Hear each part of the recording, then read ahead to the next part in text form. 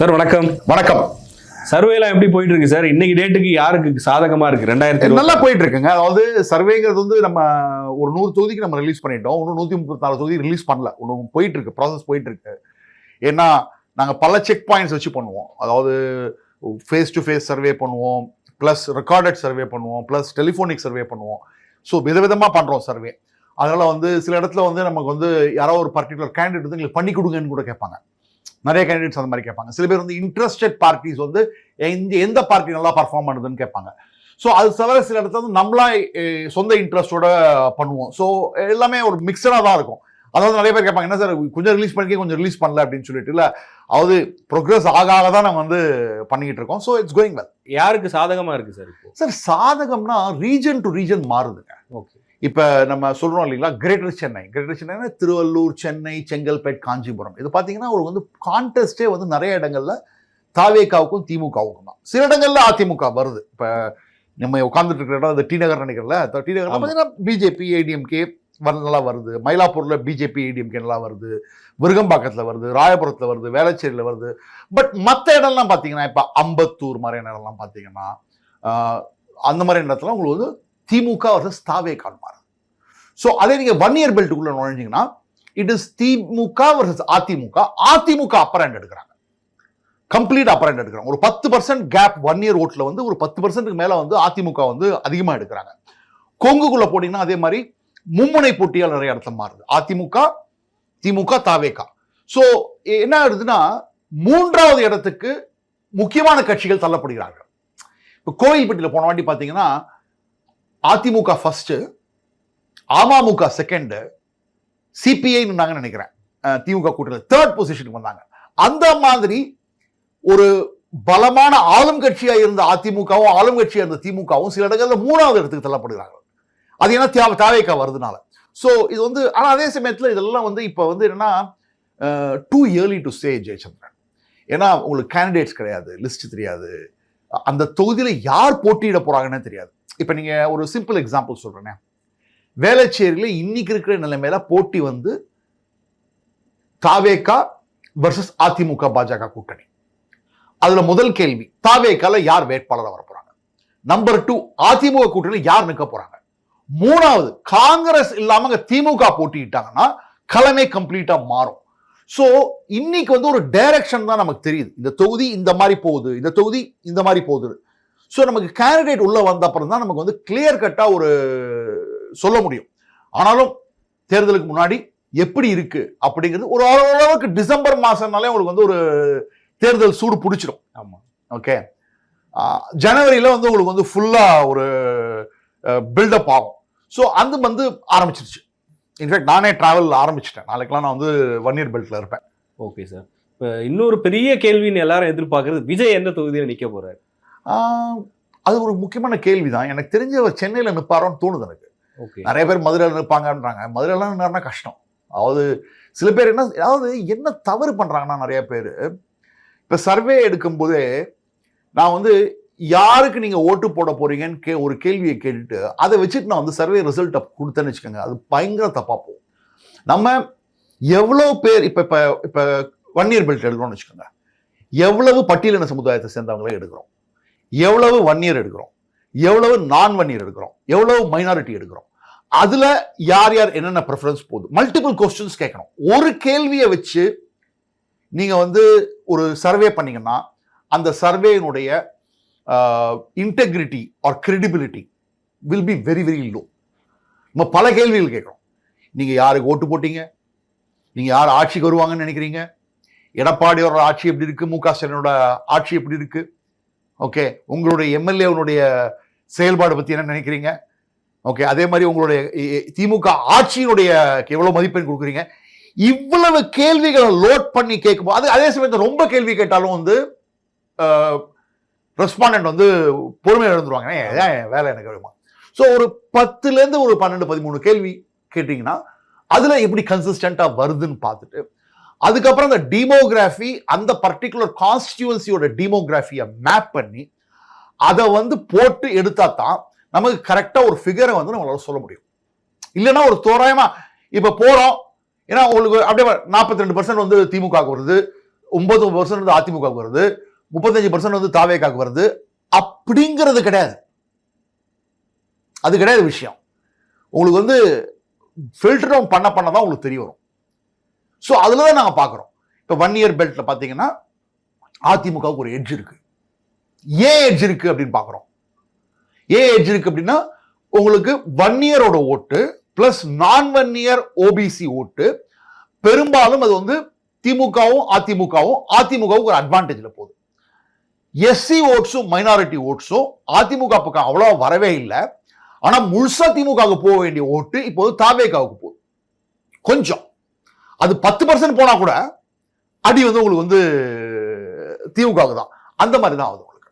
Okay sir. இப்போ அந்த விஜய் நான் கேட்டேன் இல்லையா, எந்த தொகுதியில இல்ல எந்த ரீஜன்ல விஜய்க்கு ரொம்ப அதிகமான சப்போர்ட் இருக்கு? சென்னை தான். சென்னை தான். விருகம்பாக்கத்தில் நிற்கலாம். ஓகே ஓகே, எனக்கு தெரிஞ்ச ஒரு விருகம்பாக்கத்தில் நின்னாருன்னா நல்ல வாய்ப்பு இருக்கு.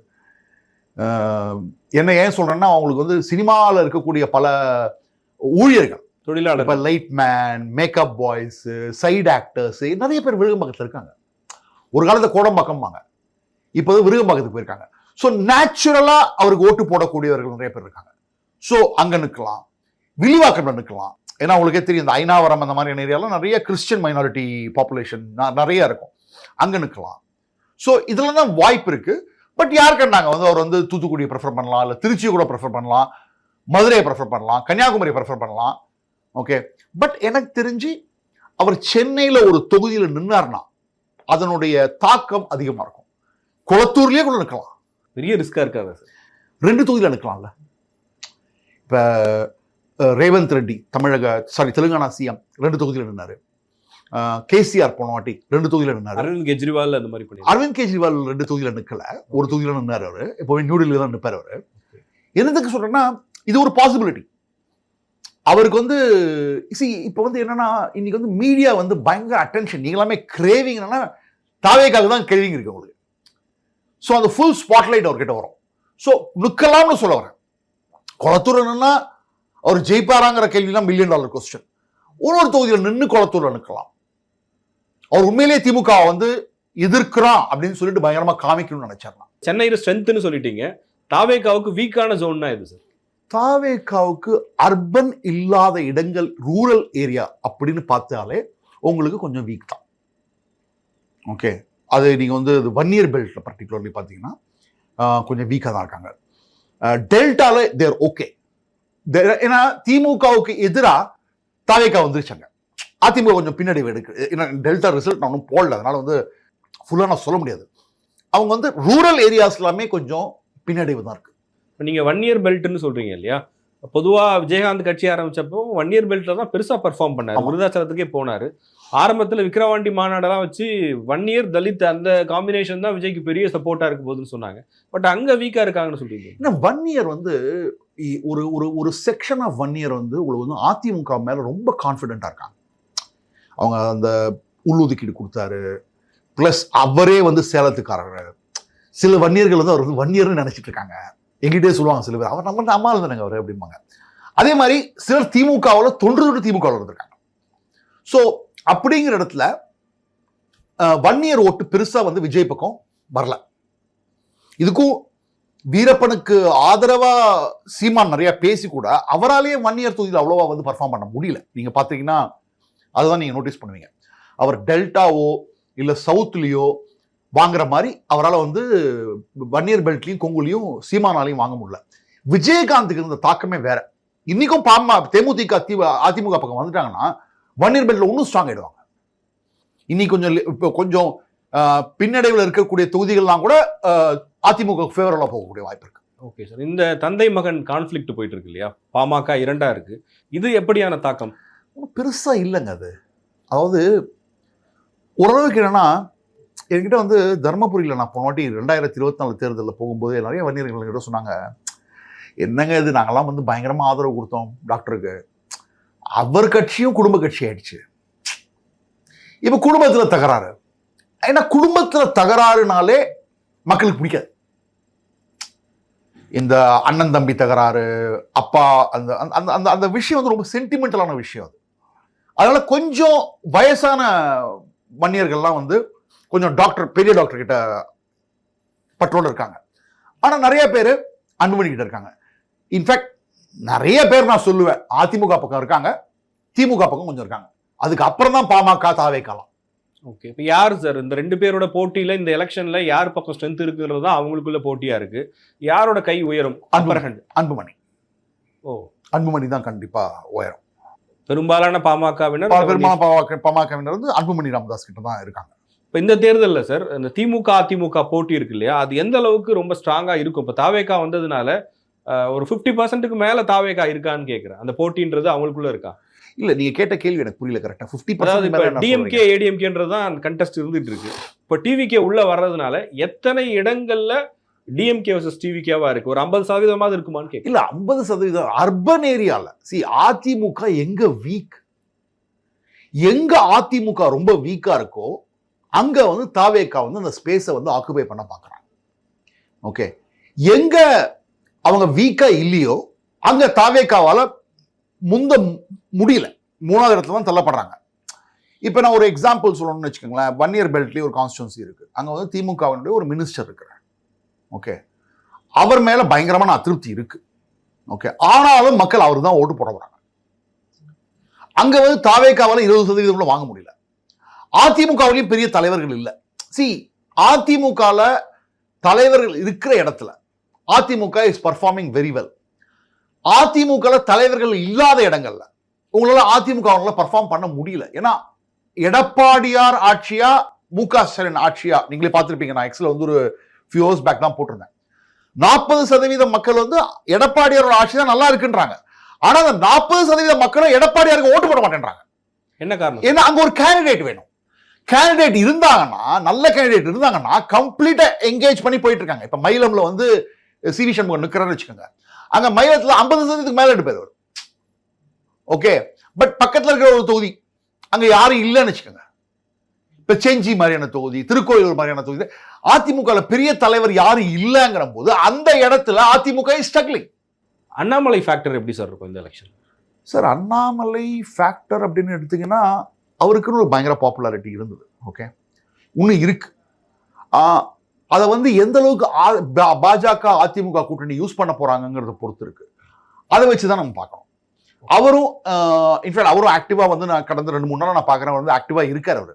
ஸோ அவர் ஆக்டிவா இருந்தார்னா அது வந்து ஒரு plus point for AIADMK BJP கூட்டணி தான் பார்க்குறேன்.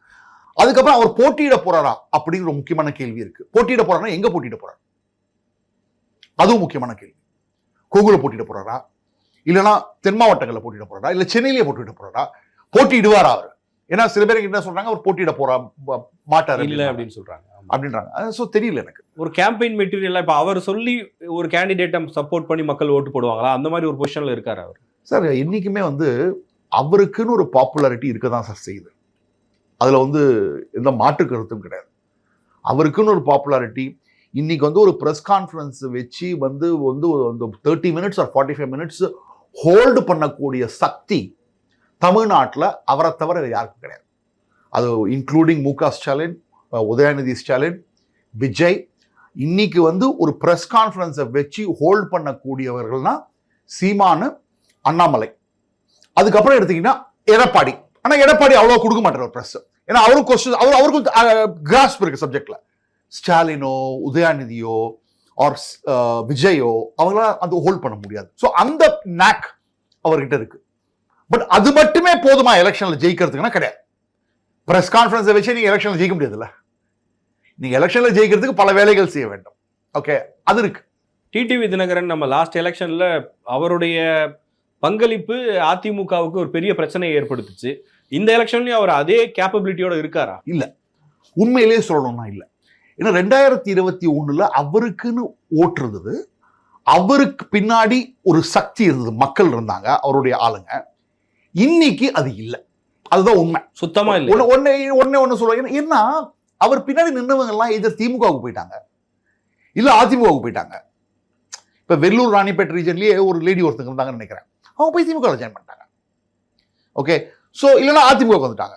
இப்ப மதுரையில பாத்தீங்கன்னா, இப்ப மதுரையில நான் வந்து பார்க்கும்போது 2ஆம் கட்ட தலைவர்களோ 3ஆம் கட்ட தலைவர்களோ நகர செயலாளர் அந்த மாதிரி இருக்கிறவங்க எல்லாருமே அதிமுக சேர்த்துட்டாங்க.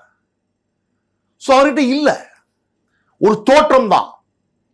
அதுவும் அவரும் எகெயின் அவர் ஆல்சோ ஒரு பிரஸ் கான்ஃபரன்ஸ்ல நல்லா பேசக்கூடியவர். அவ்வளவு ஈஸியா வந்து அவர் வந்து அப்செட் ஆக மாட்டாரு. ரொம்ப கேஷுவலா கூலா ஹேண்டில் பண்ணுவார் எல்லாத்தையுமே. பட் அது மட்டும் பத்தாது இல்ல அரசியல்ல. அதுக்கு பின்னாடி உங்களுக்கு ஆர்கனைசேஷன் ஒன்று வேணும்ல. அந்த ஆர்கனைசேஷன் இல்லாத பிரச்சனை. ஓபிஎஸ் நம்ம அவருடைய ரோல் எப்படி இருக்கும்? இல்லைங்க, அது ரெண்டு பேருமே, அதாவது ஓபிஎஸும் உங்களுக்கு வந்து ஒரு பர்செப்ஷன் தான். அவர் இருந்தார்னா அந்த கம்யூனிட்டி வருவாங்க அப்படின்னா, அந்த கம்யூனிட்டி அவங்க பின்னாடி நின்று இருந்தாங்கன்னா போத் டிடிவி அண்ட் ஓபிஎஸ் ரெண்டு பேரும் ஜெயிச்சிருக்கோம்ல 2024. ஓரளவுக்கு பர்ஃபார்ம் பண்ணி second place sir ADMK sir Jayachandran ஒரு நிமிஷம் எடுத்துக்கங்க. தேர்தல் ஒலிம்பிக்ஸ் கிடையாது. கோல்டு மெடலா இல்ல எம்டி ஹேண்டடா? இங்க சில்வர் மெடல் பிரான்ஸ் மெடல்லாம் இடம் கிடையாது. ஜெயிக்கிறீங்களா தோக்குறீங்களா, ஒரு ஓட்டுல ஜெயிச்சினோட ஜெயிச்சிங்க, அவ்வளவுதான், முடிஞ்சு போச்சு. அதுதான் அரசியல். அதுதான் அரசியல். இவ்வளவு பர்சன்ட் வாங்கிட்டாரு, அவ்வளவு பர்சன்ட் வாங்கிட்டாரு, அது பேரம் பேசுறது யூஸ் ஆகும். தனியா நிக்கிறது எதுக்காக? இவ்வளவு டெஸ்ட் பண்ணிட்டு நீங்க அதுக்கு தகுந்தாலும் நீங்க சீட் வாங்கிக்கலாம், அவ்வளவுதான். பட் எவ்வளவு வாட்டி இப்ப சீமான கூட தான் வந்து 8% இருக்கு. எவ்வளவு நாள் தான் தனியா நிற்க முடியும்? எவ்வளவு நாள் தான் வந்து நான் 8% வாங்கிட்டேன், நான் 2வது இடத்துக்கு வந்துட்டேன், 3வது இடத்துக்கு வந்துட்டேன்? அது கிடையாதுங்க அரசியல். அரசியல்ல ஜெயிக்கிறது அதுதான் முக்கியம். இந்த முறை அவரும் ஃபோக்கஸ்டா காரைக்குடி டார்கெட் பண்ற மாதிரி தெரியுது. வின் பண்ணி உள்ள 15% கிட்ட வாங்கினாங்கன்னு நினைக்கிறேன் லாஸ்ட் டைம். என்னுடைய கருத்து கணிப்புல வந்து நான் 12% கொடுத்திருந்தேன் அவருக்கு சிவகங்கை பார்லிமெண்ட்ல. காரைக்குடியில் பர்சன்டேஜ்ல 15% வாங்கினாங்க. இன்ஃபேக்ட் ஆக்சுவலா அவருக்கு அங்க சப்போர்ட் இருக்கு. 15% அவர் இருந்தாருன்னா 25% 30% வாங்குவார். சீமான் எம்எல்ஏ அப்படின்னு பார்க்கலாமா 26ல? இல்ல சார், இல்ல சார். எனக்கும் ஆசை தான் சீமான் மறைனாலாம் சட்டசபையில போய் பேசணும். ஓகே, அவர் கூட்டணி யாரோடைய வச்சா தான் அவரால் ஜெயிக்க முடியும். தமிழ்நாட்டில் தனியா நின்று சீமானால ஜெயிக்க முடியுமான்னு கேட்டீங்கன்னா எனக்கு என்னால பார்க்க முடியல. விஜயகாந்த் தனியானே ஒரு முறை எம்எல்ஏ ஆனார். அவர் ஆனார். அவருக்கு அப்புறம் யார் ஆனாங்க சொல்லுங்க? கமல்ஹாசன் ஆக முடியல. விஜயகாந்த்லேயே 2014 ஆக முடியல. ஓகே, ஸோ பண்டோட்டி ராமச்சந்திரனால 2006 ஆக முடியல. உங்களுக்கு தமிழக அரசியல் அந்த மாதிரி போயிடுச்சு. உங்களுக்கு ஒரு கூட்டணி கணக்கு இதெல்லாம் வந்து, ஏன்னா உங்களுடைய எதிரி தான் நீங்க என்ன ஆயுதத்தை யூஸ் பண்ணீங்கன்னு முடிவு பண்றாங்க. எழுத்தாப்புல ஒரு கூட்டணி இருக்கும்போது நீங்க கூட்டணி இல்லாம பண்ண முடியாது அரசியல். திமுகவுங்கிற வலுவான கூட்டணி இருக்கு. இல்லைன்னா நீங்க ஜெயலலிதா மாதிரி இருக்கணும். நானும் கூட்டணி வச்சுக்க மாட்டேன், உங்களையும் கூட்டணி ஒழுங்கா ஃபார்ம் பண்ண விட மாட்டேன் அப்படிங்கிற அளவுக்கு சாதுரியம் இருக்கணும். 2014 அப்படிதான் பண்ணாங்க. திமுக ஒரு வலுவான கூட்டணி ஏற்பட விடாம செஞ்சுட்டு அவங்களும் கூட்டணி இல்லாம தனியா நின்று 41% வாங்கி ஜெயிச்சாங்க. அந்த கேப்பபிலிட்டி நீங்க யாருக்காவது இருக்கா? விஜய்க்கு வந்து சோலோவா போறது நல்லதா இல்ல ஒரு கூட்டணி அமைக்கிறது பெஸ்டா சார்? சார் இதான் அதே தான் சொல்றேன். கூட்டணி அமைப்பது தான் அவருக்கு நல்லது. ஆனா யார் அவர் கூட கூட்டணிக்கு வர போறாங்க? That is a question mark. ஏன்னா இன்னைக்கு இருக்கிற சப்போர்ட், அவருக்கு இருக்க சப்போர்ட். ஓகே, ஈவன் வன்னியர் பெல்ட்லயே 17% 19% வாங்குறாரு. சென்னையில நல்லா வாங்குறாரு. அப்படிங்கிற போது நல்லா வாங்குறாரு. கேண்டிடேட், ப்ரோக்ராம், அஜெண்டா, அந்த மாதிரி ஸ்டார்ஸுக்கு அதெல்லாம் தேவை இருக்கா சார்? அவர் சொன்ன மாதிரி மதுரையில விஜய், திருப்பரங்குன்றம் விஜய், மதுரை கிழக்கு விஜய்னு சொல்லிட்டு இருந்தாரு. அப்படி எடுத்துக்க மாட்டாங்களா? அப்படித்தான் இன்னைக்கு எடுத்துருக்காங்க. அப்படித்தான் இன்னைக்கு எடுத்துட்டு அதுக்காக தான் அவருக்கு அவ்வளவு ஓட்டு இருக்குன்னு சொல்றாங்க. ஓகே, ஆனா இதுவே தேர்தல் வரைக்கும் நிற்குமா? இன்னும் 2 பெரிய கழகங்கள் வேட்பாளர் யாரு? ஒரு முக்கியமான நபர் என்கிட்ட சொன்னார், நாங்க வந்து விஜயோட கூட்டணி வைக்கலாம்னு இருந்தோங்க. ஆனா எங்களோட மாவட்ட செயலர்கிட்ட கேட்கிறேன், தம்பி அந்த கட்சியோட மாவட்ட செயலர் யாருப்பா? அந்த கட்சியோட மாவட்ட செயலர் வீட்டில் போய் நீங்க சாப்பிட முடியுமா? பிராக்டிக்கலா கேட்கிறார். ஓகே, அவர் எங்க இருக்காரு? ஓகே, அவரோட நீ பேச்சுவார்த்தை நடத்த முடியுமா? ஏன்னா அவங்கெல்லாம் ஒரு ஃபேன், அவங்க ஃபேன் அசோசியேஷன்ல ஒருத்தர், புரியுதுங்களா? அவர்களோட நீங்க வந்து அரசியல் பண்ண முடியாது. தேமுதிக கூட உங்களுக்கு வந்து ஒரு மில் ஓனர் அது மாதிரிலாம் இருந்தாங்க. இவங்க யாருமே தெரியல. இல்ல, ஆனா இப்போ ஆக்டர்ஸ் எம்ஜிஆர், ஜெயலலிதா, விஜயகாந்த் இவங்க எல்லாருமே வந்து ரொம்ப சாதாரண ஆட்களை கூட எம்எல்ஏ ஆக்கி விட்டுருக்காங்க. சாதாரண ஆட்களை எம்எல்ஏ ஆக்கினாங்க. ஆனா அவங்க பின்னாடி ஒரு பெரிய சக்தி இருந்தது. இப்ப எம்ஜிஆர் கேபினெட், முதல் கேபினெட்டை பாருங்க, நாஞ்சில் மனோகரன் 3 டைம் எம்பி. கரெக்டுங்களா? ஓகே, அது மாதிரி வரிசையா நான் ஒவ்வொரு பேரும் சொல்லுவேன். அவரோட கேபினெட்ல இருந்த ஒவ்வொருத்தரும் எய்தர் முன்னாடியே எம்எல்ஏவா இருந்தாங்க திமுகவில், இல்லைன்னா மினிஸ்டரா இருந்தாங்க திமுக அரசாங்கத்தில். பண்ருட்டி ராமச்சந்திரன் இருந்தாரு. ஆர்.எம். வீரப்பன் 1949 திகால இருந்தாரு, அதுக்கப்புறம் திமுக வந்தாரு, அதுக்கப்புறம் வந்து எம்ஜிஆருடைய ரசிகர் மன்றத்தை நடத்தினார். ஸோ ஒவ்வொருத்தரும் நீங்க பாத்தீங்கன்னா, அதாவது ஒரு 20 பேர் பிரபலமான தலைவர்கள் இருக்காங்கன்னா ஒருத்தர் ஊர் பேர் தெரியாதவங்களை கொண்டு வந்து நிற்க வைப்பாங்க. மொத்தம் 234 பேர்ல எனக்கு ஊர் பேர் தெரியாதவங்க நிற்க வைக்கிறேன்னா அது நடக்கிற கிடையாது. இன்னொன்று இப்போ எனக்கு என்னன்னா ஃபைனலாக இப்போ இந்த எலெக்ஷன் சர்வே பற்றி சில கேள்விகளும் இருக்குது. இப்போ பிரசாந்த் கிஷோரை தான் எல்லாரும் பெருசாக பேசுகிறாங்க. அவர் நிறைய தேர்தல்களை ஜெயிச்சு கொடுத்தேன்னு சொன்னவர் தான். பட் அவராலேயே இன்னைக்கு ஜெயிக்க முடியலையே. அப்போ இன்னைக்கு எலெக்ஷன் சர்வேஸ் எடுக்கிறதெல்லாம் எந்த அளவுக்கு நம்பகத்தன்மையோட இருக்கு, எப்படி எடுக்கப்படுதுன்ற கேள்வியும் வருது இல்லை சார்? நாங்க வந்து எப்படி எடுக்கிறோம்னு எங்களுக்கு சொல்ல முடியும். ஓகே, நாங்க வந்து 3 விதமான சர்வே எடுப்போம். ஒன்று டெலிஃபோனிக் ட்ராக்கர். அந்த டெலிஃபோனிக் ட்ராக்கர்ல டேட்டா இருக்கும். அதை வச்சு நாங்க வந்து யாருக்கு நீங்க ஓட்டு போட போறீங்க. டெலிஃபோனிக்னா நீங்க கால் பண்ணி ஒருத்தர் ஐவிஆர் கால் போகும், ஆட்டோமேட்டிக் கால் போகும். ஓகே, அது மட்டும் நாங்க நம்புறது கிடையாது. ஓகே, அதை மட்டும் நம்புறது கிடையாது. ஃபேஸ் டு ஃபேஸ் தான் ஒரு 15 கொஸ்டின் கொடுத்துருப்போம். அந்த 15 கொஸ்டினும் கூகுள் ஃபார்ம்ல லோட் பண்ணி கொடுத்துருவோம்.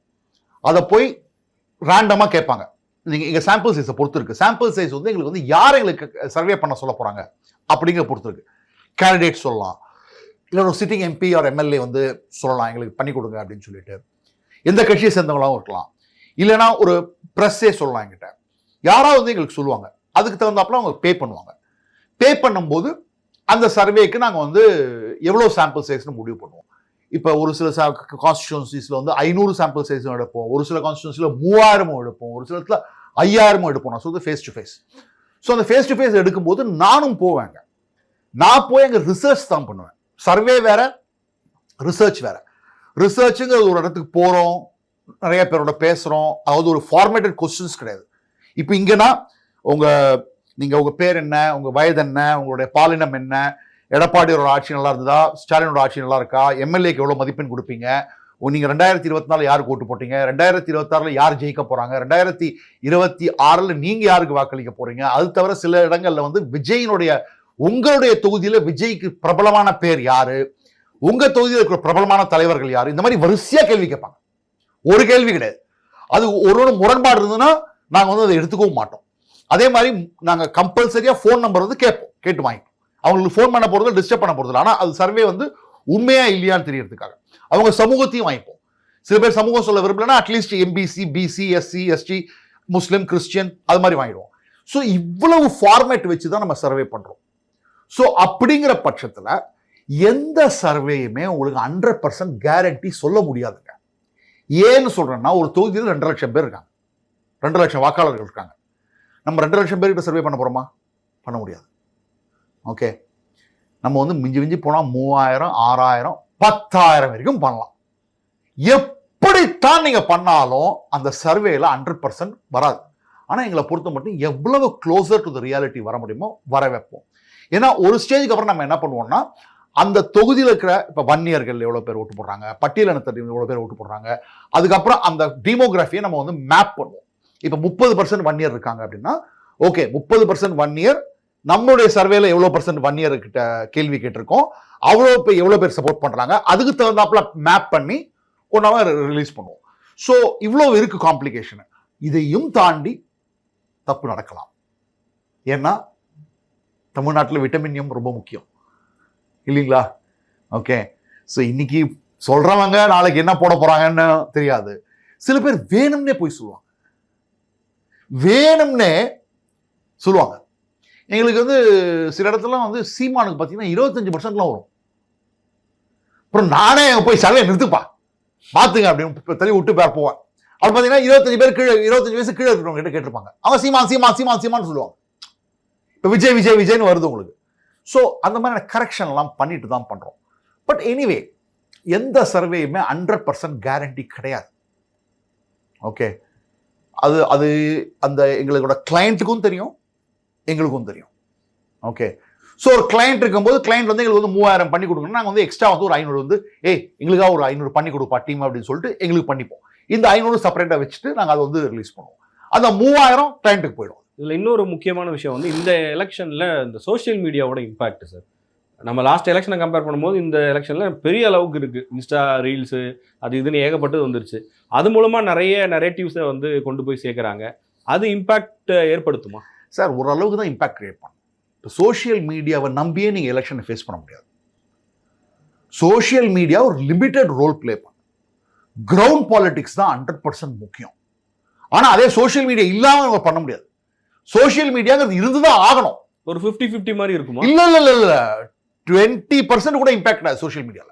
இல்ல சார், அதுல நிறைய வாட்ஸ்அப்ல இப்ப வதந்திகளா பரவுது, இல்ல அதுக்குள்ளே தான் நரேட்டிவ் செட் பண்றாங்க, இப்படி எல்லாம் போகுது இல்லையா சார்? இதெல்லாம் ஒரு சைலண்டா அது போய் உள்ள பெனட்ரேட் ஆகாதா? மொமெண்டம்க்கு தான் சார் அது. ஆனா கடைசியில உங்களுக்கு வந்து ஆர்கனைசேஷன் தான் முக்கியம். கடைசியில ஓட்டர் மொபிலைசேஷன். எவ்வளவு வாட்டி அந்த வேட்பாளரை சேர்ந்தவர்களோ அந்த வாக்காளரை போய் சந்திச்சாங்க, அவங்களுடைய பிரச்சனைகளை வந்து என்ன சால்வ் பண்றேன்னு சொன்னாங்க.